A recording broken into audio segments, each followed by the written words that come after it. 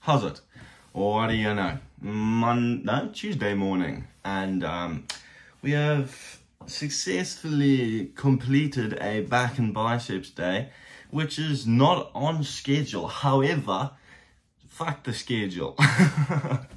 I choose the schedule, and I've decided that it was back and biceps this morning because I did not want to do quads in the morning. I'll do quads this afternoon. So I think that was a tactical decision, purely for you know, my state of mind, my comfort of living. I don't want to be going insane straight off the morning and not being able to walk and, you know, accomplish all the various things I need to accomplish throughout the day, which is immense, especially since it's summer, which means I'm going to do absolute bugger all. I'm just going to have a good time. So, you know, that being said, I kind of found it a bit funny, especially because it's summer. I was like, you know, it's pretty like obvious, but it's also just something people don't seem to, well, I don't seem to realize and comprehend some of the time is, you know, everything is like a trade. That's the way I like to see it. It's like a trade. You trade time at the gym and a bit of discomfort and some hard work, eating well, sleeping well. So you're essentially trading time in order to get a good physique, be healthy, etc., etc. Now, what a lot of people don't seem to realize, myself included, and I think is a very easy way to, you know, make yourself get into the groove of things, is everything is really just a trade of time. And, you know, like, do you want to get smarter in a certain topic? Okay, well then read some books on that topic, or do some research on that topic.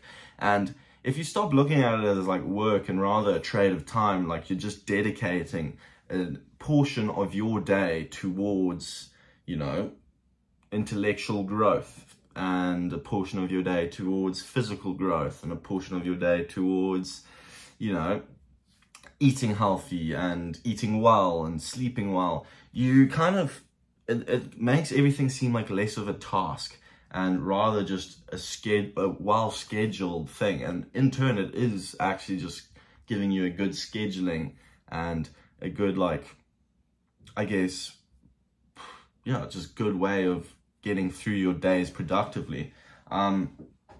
But it also frustrates me in that case because a lot of people will be like, oh, I wish I had this, or oh, I wish my biceps were bigger, oh, I wish my back was bigger, etc., etc. Well, you wish your back was bigger, you know, go do some extra lat pull downs, you know, go focus on back more than your chest if your chest is more developed than the rest of your body, you know, lay back on the chest a bit, do a bit more back, and then before you know it, you're going to get caught in a gust of wind and be soaring through the flipping sky with those absolute wings on your back.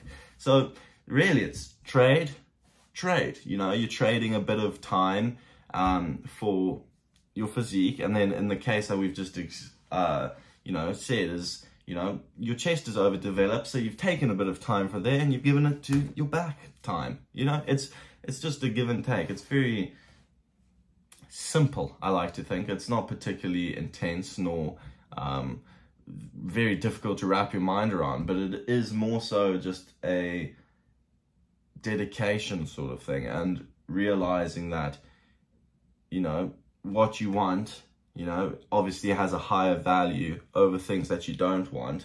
So you don't want to be, I don't know, let's just say in the case of gym, you don't want to be skinny. Yeah, can't be that blooming skinny bones gent.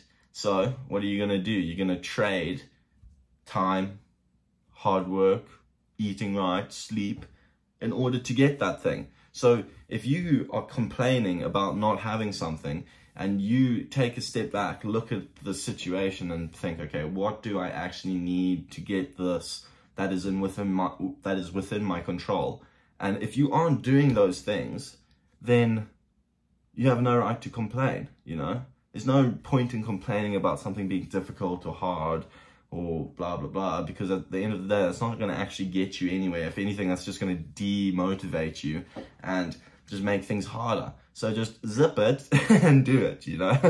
Like, it's obviously easier said than done, and I'm not perfect. I can't claim to be able to just, you know, trudge along 24/7. Like, the last 2 weeks, for example, I have been struggling so much to get my sleep correct.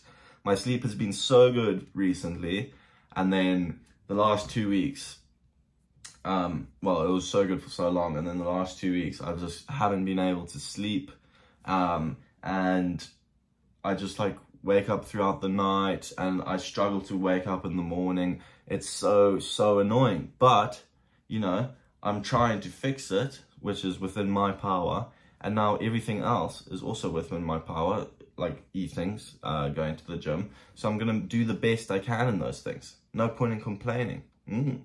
So let's do a quick breakdown of what we had going on today with back and biceps. Absolutely brilliant workout. It might be up there with one of my favorite days, back and biceps. It's a strong contender with full arm day.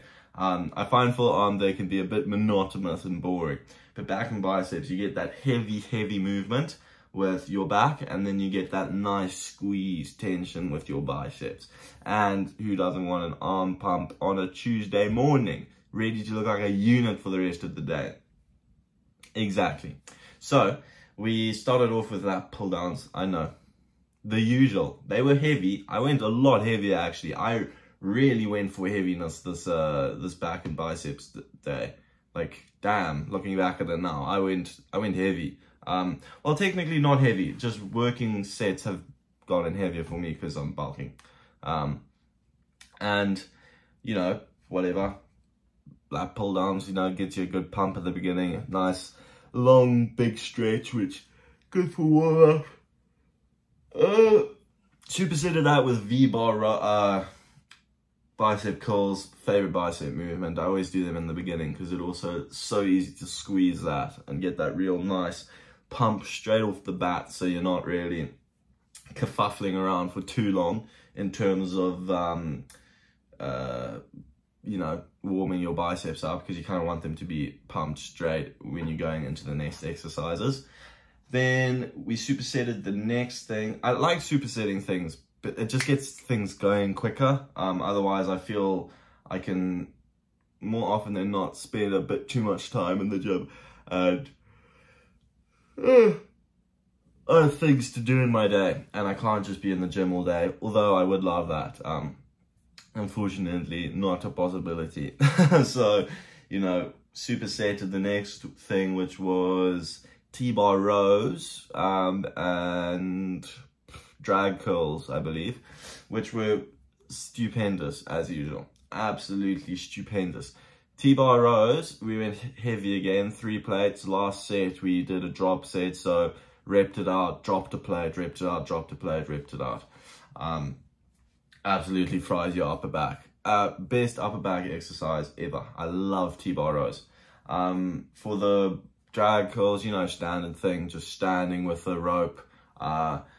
Curl, once you feel fatigued, you go down and then you start dragging it for the bicep instead of just curling it. Just really gets that extra little bit of juice out of you, which is, again, ideal, what we want to see in a bicep movement, something that leaves you sizzled, crispy bacon sizzled. That yeah, I hope that made sense. Then for, I believe our last superset would have been dumbbell overhead pulls.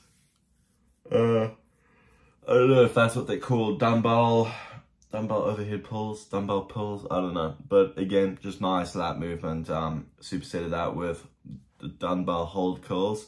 Again, just nice bicep movement, nothing too fancy, just really fatigues you with that holding motion, especially when you go straight into the hammerhead curls straight after. It's like, ish, you know, tiring stuff. Now, after that, I believe we did our final back movement, which was rope pull thingies. I don't know, again, what they're called. Again, just really nice movement for your back. Just gets it really nice pumped, feel thick, and you can feel it throughout your whole lat if you pull outwards instead of just directly down. So keep that in mind when you're doing your next back movement. Now, yeah, I think that was a pretty good coverage, a pretty good summary. So anyway, I hope you've enjoyed watching the video. That being said, I'm no doctor, no genius, no scientist. I'm just some fella. So